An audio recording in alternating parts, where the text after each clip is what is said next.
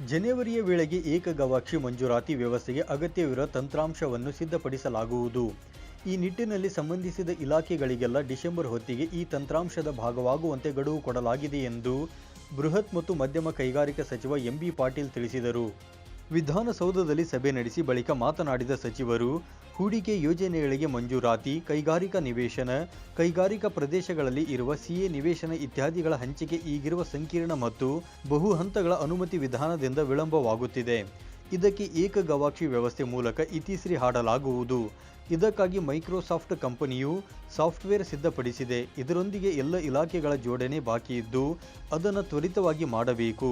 ಈ ಉಪಕ್ರಮದ ಪರಿಣಾಮಕಾರಿ ಅನುಷ್ಠಾನದ ಸಂಬಂಧ ಸರ್ಕಾರದ ಮುಖ್ಯ ಕಾರ್ಯದರ್ಶಿಗಳು ಸದ್ಯದಲ್ಲಿಯೇ ಇನ್ನೊಂದು ಸಭೆ ನಡೆಸಲಿದ್ದಾರೆ ಎಂದು ಅವರು ಈ ವೇಳೆ ತಿಳಿಸಿದರು. ಸಭೆಯಲ್ಲಿ ಸರ್ಕಾರದ ಮುಖ್ಯ ಕಾರ್ಯದರ್ಶಿ ಶಾಲಿನಿ ರಜನೀಶ್, ಮುಖ್ಯಮಂತ್ರಿಯವರ ಅಪರ ಮುಖ್ಯ ಕಾರ್ಯದರ್ಶಿ ಎಲ್.ಕೆ. ಅತೀಕ್ ಸೇರಿದಂತೆ ಸಂಬಂಧಿಸಿದ ಹಿರಿಯ ಅಧಿಕಾರಿಗಳು ಉಪಸ್ಥಿತರಿದ್ದರು. 9 ಲೈವ್ ನ್ಯೂಸ್ ಬೆಂಗಳೂರು.